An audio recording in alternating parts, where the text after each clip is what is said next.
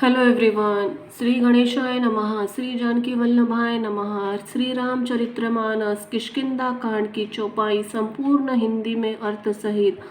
जय जय सिया राम की श्री जय हो। श्री हनुमान जी महाराज की। श्लोक। कुंद पुष्प और नील कमल के समान सुंदर, गौर एवं श्याम वर्ण, अत्यंत बलवान, विज्ञान के धाम, शोभा संपन्न, श्रेष्ठ धनुधर, वेदों द्वारा वर्णित, गो एवं ब्राह्मणों के समूहों के प्रिय अथवा प्रेमी, माया से मनुष्य रूप धारण किए हुए श्रेष्ठ धर्म के लिए कवच स्वरूप, सबके हितकारी श्री सीता जी की खोज में लगे हुए पथक रूप रघुकुल के श्रेष्ठ राम जी और लक्ष्मण दोनों भाइयों, निश्चय ही हमें भक्तिप्रद हो। वे सकृति पुण्य आत्मा पुरुष धन्य है जो वेद रूपी कमल के मंथने उत्पन्न हुए कलयुग के मल को सर्वथा नष्ट कर देने वाले अविनाशी भगवान श्री शंभु के सुंदर एवं श्रेष्ठ मुख रूपी चंद्रमा में सदा शोभाया, जन्म और मरण रूपी रोग के औषध, सबको सुख देने वाले और श्री जानकी जी के जीवन स्वरूप श्री राम नाम रूपी अमृत का निरंतर पान करते रहते हैं। सरोठा। जहाँ श्री शिव पार्वती बसते हैं उस काशी को मुक्ति की जन्मभूमि, ज्ञान पान की खान और पापों का नाश करने वाली जानकर उसका सेवन क्यों न किया जाए। जिस भीषण हलाहल विष से सब देवतागण जल रहे थे उसको जिन्होंने स्वयं पान कर लिया, रे मंद मन, तू भी उन शंकर जी को क्यों नहीं भजता? उसके समान कृपालु कौन है? चौपाई। श्री रघुनाथ जी फिर आगे बोले, ऋष्यमुख पर्वत के निकट आ गया। वहाँ ऋष्यमुख पर्वत पर मंत्रियों सहित सुग्रीव जी रहते थे। अतुलनीय बल की सीमा श्री रामचंद्र जी और लक्ष्मण को आते देखकर सुग्रीव अत्यंत भयंकर होकर बोले, हे हनुमान सुनो, ये दोनों पुरुष बल और रूप की निधान है। तुम ब्रह्मचारी का रूप धारण करके जाकर देखो। अपने हृदय में उनकी यथार्थ बात जानकर मुझे इशारे में समझाकर कह देना। यदि वे मन के मलिन बलि के भेजे हुए हैं तो मैं तुरंत ही पर्वत छोड़कर भाग जाऊं। यह सुनकर हनुमान जी ब्राह्मण का रूप धरकर वहां गए। मस्तक नवाकर इस प्रकार पूछने लगे, हे वीर सांवले और गोरे शरीर वाले, आप कौन हैं जो क्षत्रिय रूप में वन में फिर रहे हैं? हे स्वामी, कठोर भूमि पर कोमल चरणों चलने वाले, आप किस कारण वन में विचर रहे हैं? मन को हरण करने वाले आपके सुंदर कोमल अंग है और आप वन में दुस्सह धूप वायु को सह रहे हैं। क्या आप ब्रह्मा विष्णु महेश इन तीन देवताओं में से कोई है? आप दोनों नर और नारायण हैं। दोहा। अथवा आप जगत के मूल कारण, संपूर्ण लोकों के स्वामी स्वयं भगवान हैं, जिन्होंने लोगों का भवसागर पार करने से पार उतारने तथा पृथ्वी का भार नष्ट करने के लिए मनुष्य रूप में अवतार लिया है। चौपाई। श्री रामचंद्र जी ने कहा, हम कौशल राज दशरथ जी के पुत्र हैं और पिता का वचन मानकर वन आए हैं। हमारे राम और लक्ष्मण नाम है। हम दोनों भाई हैं। हमारे साथ एक सुंदर सुकुमारी स्त्री थी।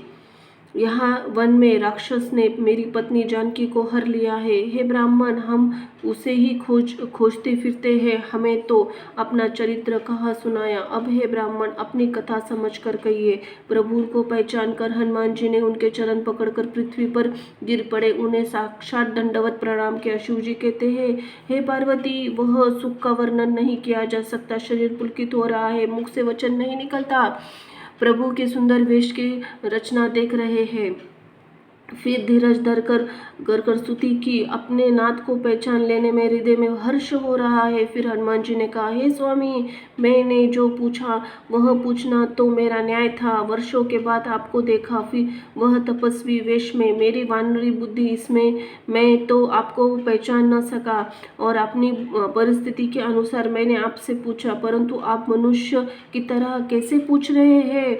किसे कैसे पूछ रहे हैं? मैं तो आपकी माया के वश भूला फिरता हूँ, इसी से मैंने अपने स्वामी को नहीं पहचाना। दोहा, एक तो मैं यहाँ ये तो मंद हूँ, दूसरे मोह के वश हूँ, तीसरे हृदय कुटिल, फिर अज्ञान हूँ, फिर है दिन बुद्धि भगवान। प्रभु आपने तो मुझे भुला ही दिया। चौपाई, हे नाथ, यद्यपि मुझ में बहुत से अवगुण है, तथापि सेवक स्वामी की विस्मृति में न पड़े, आप उनसे कोई भूल न हो जाए। हे नाथ, जीव आपकी माया से मोहित है, वह आपकी कृपा निस्तार से पा सकता है।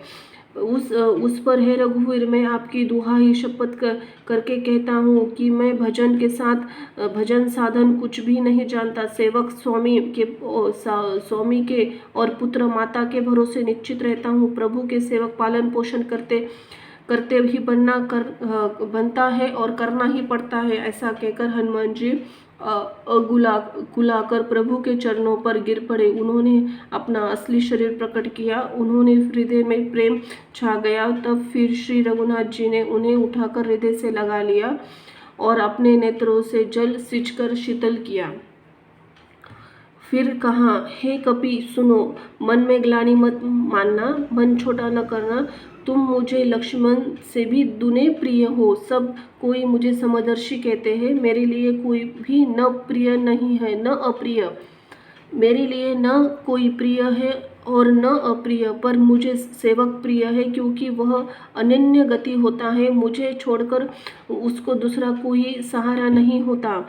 और दोहा, और हे हनुमान, अनन्य वही है जिसकी ऐसी बुद्धि कभी नहीं टलती।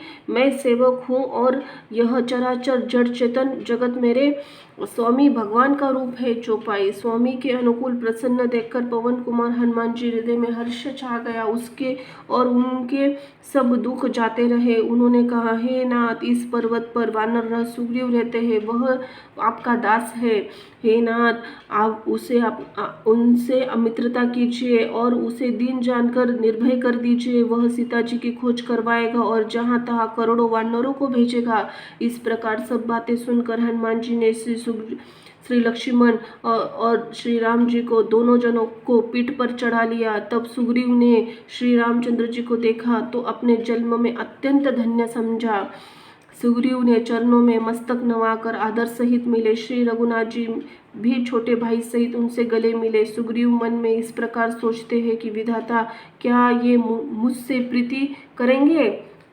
दोहा, तब हनुमान जी ने दोनों की ओर सब कथा सुनाकर अग्नि को साक्षी देकर परस्पर दृढ़ प्रीति जोड़ दी, अर्थात अग्नि साक्षी देकर प्रतिज्ञा पूर्वक उनकी मैत्री करवा दी। चौपाई, दोनों के हृदय से प्रीति की कुछ भी अंतर नहीं रखा। तब लक्ष्मण जी ने श्री रामचंद्र जी का सारा इतिहास कहा। सुग्रीव ने नेत्रों में जल भरकर कहा, हे नाथ, मिथिलेश कुमारी जानकी जी मिल जाएगी। तब मैंने एक बार यहाँ मंत्रियों के साथ बैठा हुआ तब कुछ विचार कर रहा था। तब मैंने पराये शत्रु के वश में पड़ी बहुत विलाप करती हुई सीता जी को आकाश से मार्ग से जाते देखा था।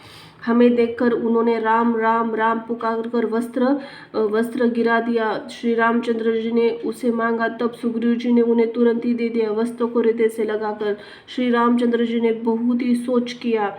सुग्रीव ने कहा, हे रघुवीर, सुनिए, सोच छोड़ दीजिए और मन में धीरज लाइए। मैं सब प्रकार की आपकी सेवा करूंगा, जिस उपाय से जानकी जी आपको मिले। दोहा, कृपा समुद्र और बल सीमा। श्री राम जी और सखा सुग्रीव जी के वचन सुनकर हर्षित हुए बोले, हे सुग्रीव, मुझे बताओ, तुम वन में किस कारण रहते हो? चौपाई, सुग्रीव ने कहा, हे नाथ, बलि और मैं दोनों भाई हैं। हम दोनों में ऐसी प्रीति थी कि जिसका वर्णन नहीं किया जा सकता। हे प्रभु, मैं दानव एक पुत्र था, उसका नाम मायावी था। वह हमारे गांव में आया। उसने आधी रात को नगर में फाटक पर आकर पुकार कर ललकार कर बलि के बल ललकार कर को सह नहीं सका। वह दौड़ा, उसने देखकर मायावी भागा। मैं भी भाई के संग लगा चला गया। वह मायावी पर्वत की गुफा में जा घुसा। तब बाली ने मुझे समझाकर कहा, तुम पखवाड़े 15 दिन एक मेरी बाट देखना। यदि मैं उतने दिन में न आऊं तो जान लेना कि मैं मारा गया। हे खरखारी, मैं वहाँ महीने तक भी रहा। वहाँ उस गुफा में रक्त से बड़ी धार निकली। तब मैंने समझा कि उसने बलि को मार डाला। अब आकर मुझे मारेगा, इसलिए मैं वहाँ गुफा के द्वार पर एक शिला लगाकर भाग आया। मंत्रियों ने नगर को बिना स्वामी राजा का देखा तो मुझको जबरदस्ती राज्य दे दिया। बलि ने उसे मारकर घर आ गया। मुझे राज सिंहासन पर देखकर उसने जी में भेद दिया, बहुत विरोध माना। उसने समझा कि यह राज्य लोभ से गुफा द्वार पर शिला दे आया था, जिससे मैं बाहर न निकल सकूं, और यहाँ आकर राजा बन बैठा। उसने मुझे शत्रु के समान बहुत अधिक मारा और मेरा सर्वस्व तथा मेरी स्त्री को भी मुझसे छीन लिया। हे कृपालु रघुवीर, मैं उसके भय से समस्त लोकों में बेहाल होकर फिरता रहा। वह शाप के कारण यहाँ नहीं आता तो भी मैं मन में भयभीत हूँ। सेवक का दुख सुनकर दीनों पर दया करने वाले रघुनाथ जी की दोनों विशाल भुजाएं फड़क उठी। दोहा। उन्होंने कहा, हे सुग्रीव सुनो, मैं एक ही बाण से बलि को मार डालूंगा। ब्रह्मा और रुद्र की शरण में जाने पर भी उसको प्राण नहीं बचेंगे। चौपाई। जो लोग मित्र के दुख से दुखी नहीं होते, उन्हें देखने से बड़ा पाप लगता है। आपने पर्वत के समान दुख को धूल के समान और मित्र के धूल के समान दुख को सुमेरु बड़े से भारी पर्वत के समान जाने। जिन्होंने स्वभाव से ही ऐसी बुद्धि प्राप्त नहीं है, वे मूर्ख हट क्यों किसी से मित्रता करते हैं। मित्र का यही धर्म है कि वह मित्र को बुरे मार्ग से रोककर अच्छे मार्ग पर चलावे, उसके गुण प्रकट करे और अवगुण को छुपावे। देने लेने में शंका न रखे, अपने बल के अनुसार सदा हित करता रहे, विपत्ति के समय तो सदा 100 गुना स्नेह करे। वेद कहते हैं, संत श्रेष्ठ मित्र गुण के लक्षण है। जो सामने तो बना कर कोमल वचन कहता है और पीठ पीछे बुराई करता है तथा मन में कुटिलता रखता है। भाई, तरह जिसका मन सांप की चाल से टेढ़ा है, ऐसे कुमित्र को तो त्याग देने में भलाई है। मूर्ख सेवक, कंजूस राजा, उल्टा स्त्री और कपटी मित्र, ये चारों शूल के समान पीड़ा देने वाले हैं। सखा, मेरे बल पर अब तुम चिंता छोड़ दो। मैं सब प्रकार से तुम्हारे काम आऊंगा, तुम्हारी सहायता करूंगा। सुग्रीव ने कहा, हे वीर सुनिए, बलि महान बलवान अत्यंत रणधीर है। फिर सुग्रीव ने श्री रामचंद्र जी को भी राक्षस की हड्डियां व ताल के वृक्ष दिखलाए। श्री रघुनाथ जी ने उन्हें बिना परिश्रम के आसानी से ढहा दिया। श्री रामचंद्र जी अपरिमित बल देखकर सुग्रीव की प्रीति बढ़ गई और उन्हें विश्वास हो गया, ये बलि का वध अवश्य करेंगे। फिर वे बार बार चरणों में सिर नवाने लगे। प्रभु को पहचान कर सुग्रीव मन में हर्षित हो रहे थे।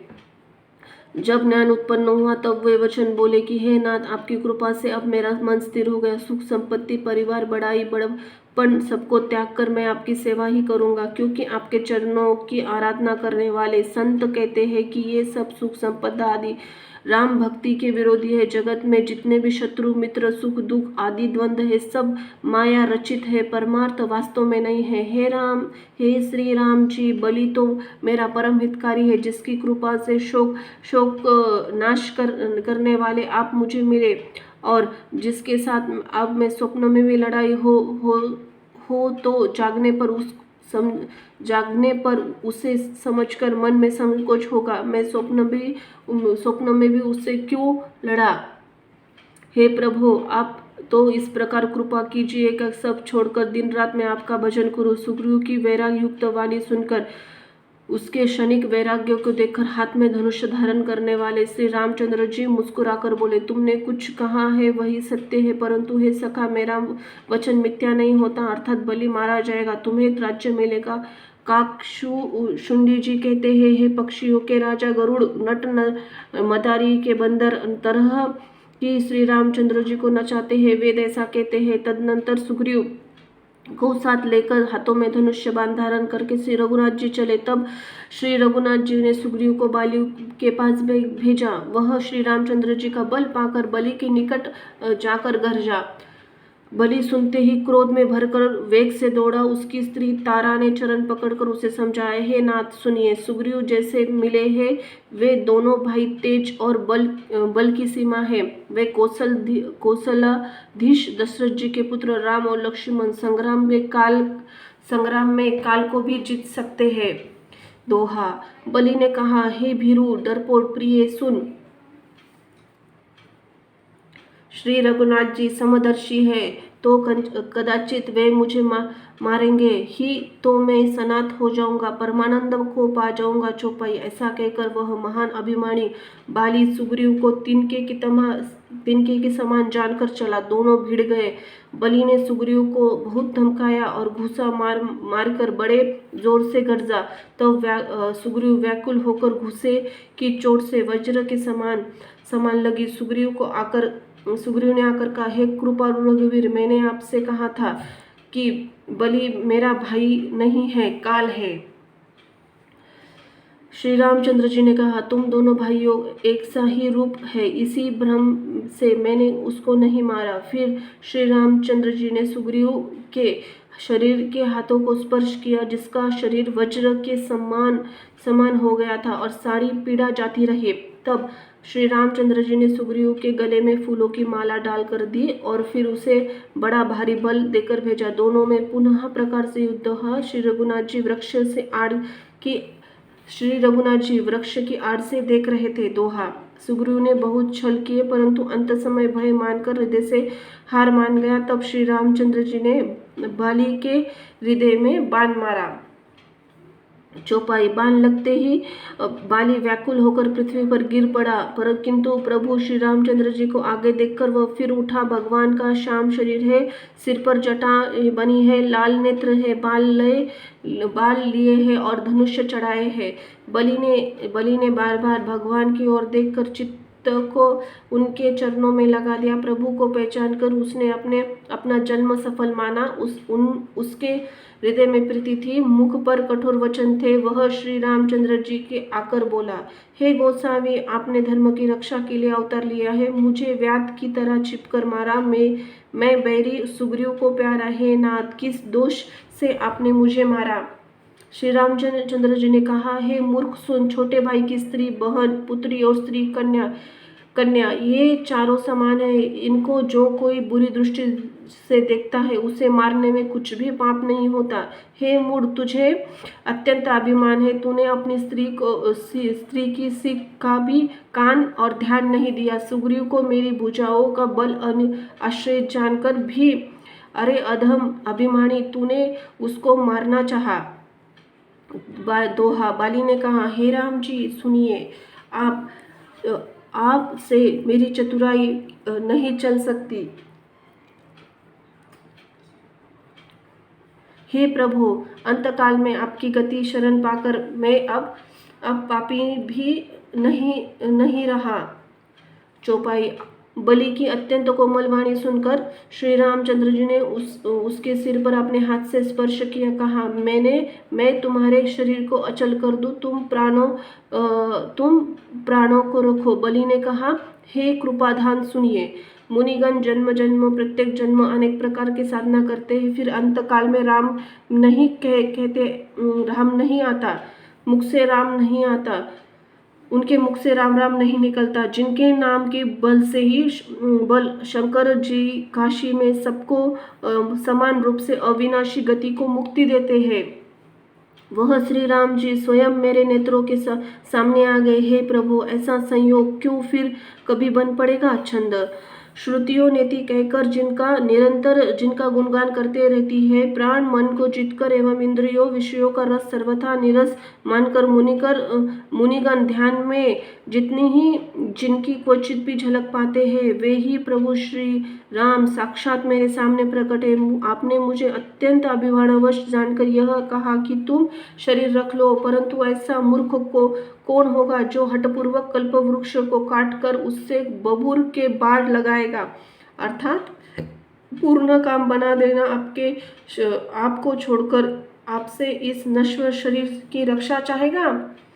हे नाथ, आप मुझ पर कृपा दृष्टि कीजिएगा और मैं जो वर मांगता हूँ उसे दीजिएगा। मैं कर्मवश जिस योनि में जन्म लूँ वही श्री रामचंद्र जी आपके चरणों का प्रेम करूँ। हे कल्याण पद प्रभो, यह मेरा पुत्र अंगद विनय और बल में मेरे समान है, इसे स्वीकार कीजिए और देवता मनुष्य के हे नाथ बाहें पकड़कर इसे अपना दास बनाइए।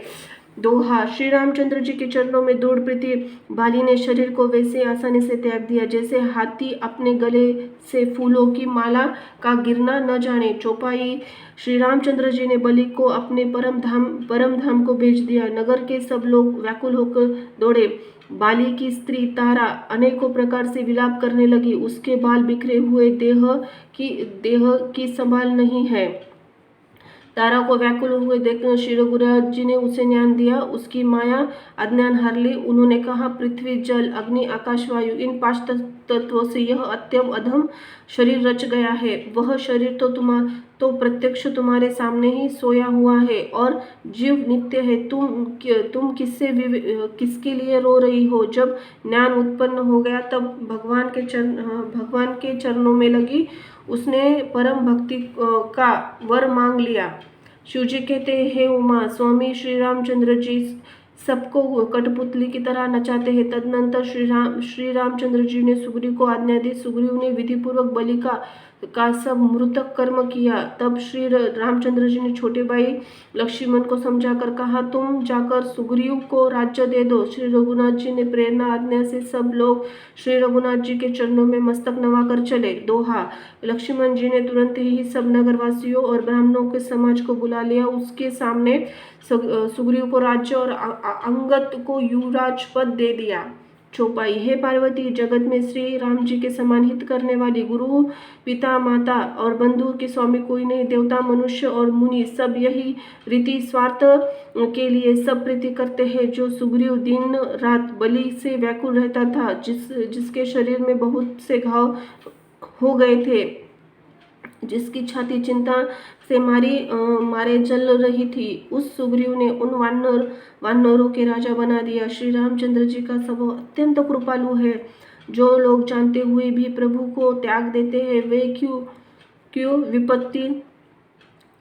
न विपत्ति के जाल में फंसे। फिर श्री रामचंद्र जी ने सुग्रीव को बुला लिया, बहुत प्रकार से उनके राजनीति की शिक्षा दी। फिर प्रभु ने कहा, हे वानरपति सुग्रीव, सुनो, मैं 14 वर्ष तक गांव बस्ती में नहीं जाऊंगा। ग्रीष्म ऋतु बिताकर वर्षा ऋतु आ गई। अंत में यहाँ पास ही पर्वत में टिका रहूंगा। तुम अंगद के सहित राज्य करो। मेरे काम का हृदय में सदा ध्यान रखना। तदनंतर जब सुग्रीव जी लौट आए तब श्री रामचंद्र जी प्रवर्षण पर्वत पर जा टिके। दोहा। देवताओं ने पहले ही उस पर्वत की गुफा को सुंदर बना के सजा कर रखा था। उन्होंने सोच रखा था कि कृपा के कारण श्री रामचंद्र जी कुछ दिन यहाँ आकर निवास करेंगे। चौपाई। सुंदर वन फूला हुआ अत्यंत सुशोभित है। मधु के लोभ से भौरों से समूह गुंजार कर रहे हैं। जब से प्रभु आ गए तब से वन में सुंदर कंद मूल फल पत्तियों बहुतायत हो गई। मनोहर अपूर्व पर्वत देखकर देवताओं ने सम्राट श्री रामचंद्र जी छोटे भाई वहां रह गए। देवताओं सिद्ध मुनि भौरों पशुओं शरीर धारण करके प्रभु की सेवा करने लगे। जब से रमापति श्री रामचंद्र जी ने यहाँ निवास किया तब से मंगल स्वरूप हो गया। सुंदर स्फटिक मणि एवं अत्यंत उज्जवल शिलाएं उन दोनों भाई सुखपूर्वक विराजमान है। छोटे भाई लक्ष्मण सही जी भक्ति वैराग्य राजनीति और ज्ञान की कथाएं कहते हुए वर्षा काल में आकाश में छाए हुए बादल की तरह बहुत सुहाने लगते हैं। दोहा। श्री राम जी कहने लगे, हे लक्ष्मण, देखो, मारों के झुंड बादलों को देखकर नाच रहे हैं, जैसे वैराग्य में अनुरक्त गृहस्थ किसी विष्णु भक्त को देखकर हर्षित होते हैं। चौपाई, आकाश में बादल घुमड़ घुमड़ कर घोर गर्जना कर रहे हैं। प्रिया सीता जी के बिना मेरा मन डर रहा है। बिजली की चमक बादलों में ठहरती नहीं, जैसे दुष्ट की प्रीति स्थिर नहीं रहती। बादल पृथ्वी पे समीप आकर नीचे उतरकर बरस रहे, जैसे विद्या पाकर विद्वान पुरुष नम्र हो जाते हैं। बूंदों की चोट पर्वत कहते हैं, जैसे दुष्टों के वचन संत सहते हैं। छोटी नदियाँ भर भर कर किरणों तुंडलाती हुई चली, जैसे थोड़े से धन में दुष्ट इतराता है, मर्यादा को त्याग देता है। पृथ्वी पर पड़ते ही पानी गंदला हो गया है, जैसे शुद्ध जीव की माया लिपट हो गई है। जल एकत्र होकर तालाबों में भर रहा है, जैसे सद्गुण एक एक सज्जन पास चले आते हैं। नदी का जल समुद्र में जाकर वैसे ही स्थिर हो जाता है, जैसे जीव श्री हरि को पाकर अचल अवगुण से मुक्त हो जाता है। दोहा, पृथ्वी घास से परिपूर्ण होकर हरी सी हो गई है, जैसे रास्ते में समझ नहीं पड़ते, जैसे पाखंड मत के प्रचार से सदग्रंथ लुप्त हो जाते हैं। चौपाई, चारों दिशाओं मेंढकों और ध्वनि ऐसी सुहानी लगती है मानो विद्यार्थियों के समुदाय वेद पढ़ रहे हो। अनेक वृक्षों में नए पत्ते आ गए हैं, जैसे वैसे हरे भरे सुशोभित हो गए हैं, जैसे साधक का मन विवेक ज्ञान प्राप्त होने पर हो जाता है। मंदार और जौसा बिना पत्ते के एक हो गए हैं, उनके पत्ते झड़ गए हैं। जैसे श्रेष्ठ राज्य में दुष्टों में उदम जाता है, उनकी एक भी नहीं चलती, धूल की खजाने पर भी नहीं मिलती। जैसे क्रोध को दूर कर देता है, अर्थात क्रोध आवेश होने पर धर्म का ज्ञान नहीं रह जाता। अन्न से युक्त लहराती हुई खेती, हरी भरी पृथ्वी जैसे सुशोभित हो रही है, जैसे उपकारी पुरुष की संपत्ति रात घने अंधकार में जुगनू शोभा पा रही है। मानो दंभियों का समाज आ जुटा है।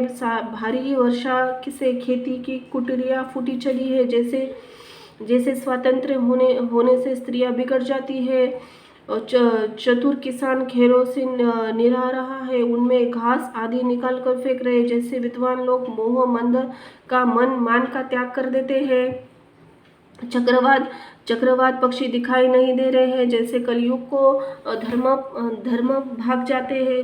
ऊसर की वर्षा होती है जहाँ घास तक नहीं उगती, जैसे हरि भक्त हृदय में काम नहीं उत्पन्न होता। पृथ्वी अनेक तरह से जीवों से भरी हुई तो उसी तरह शोभायमान है, जैसे सुराज्य पाकर प्रजा की वृद्धि होती है, तहाँ अनेक पथिक थककर ठहरे हुए हैं, जैसे ज्ञान उत्पन्न होने पर इंद्रियां शिथिल होकर विषयों की ओर जाना छोड़ देती है।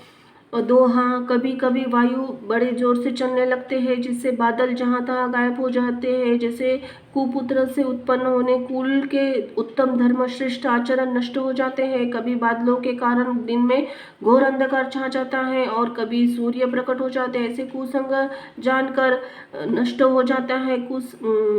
सुसंग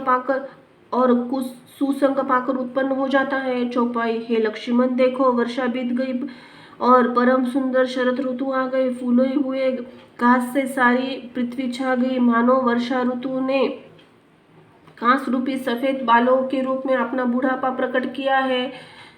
अगस्त्य ने तारे ने उदय होकर जल मार्ग के जल को सोख लिया, जैसे संतोष लोक को सोख लेता है। नदियों और तालाबों का निर्मल जल ऐसे शोभा पा रहा है, जैसे मद और मोह रहित संतों का हृदय। नदी और तालाबों का जल धीरे धीरे सूख रहा है, जैसे ज्ञानी विवेकी पुरुष ममता का त्याग करते हैं। शरद ऋतु जानकर खंजन पक्षी आ गए हैं, जैसे समय पाकर सुंदर सुकृत आ सकते हैं, पुण्य प्रकट हो जाते हैं। न कीचड़ है न धूल है, ऐसे धरती निर्मल होकर ऐसी शोभा दे रही है, जैसे नीति निपुण राजा की करनी। जल के कम हो जाने पर मछलियां व्याकुल होती है, जैसे मूर्ख विवेक शून्य कुटुंबग्रस्त धन के बिना व्याकुल होता है। बिना बादलों का निर्मल आकाश ऐसा सुशोभित रहा है, जैसे भगवत सब आशाओं को छोड़कर सुशोभित होते हैं। कहीं वही विराले स्थानों में शरद ऋतु थोड़ी थोड़ी वर्षा हो रही है, जैसे कोई विरले में मेरी भक्ति पा सकते हैं। बोलो सिया राम की जय। जय हो हनुमान जी महाराज की, जय हो लक्ष्मण महाराज की। धन्यवाद।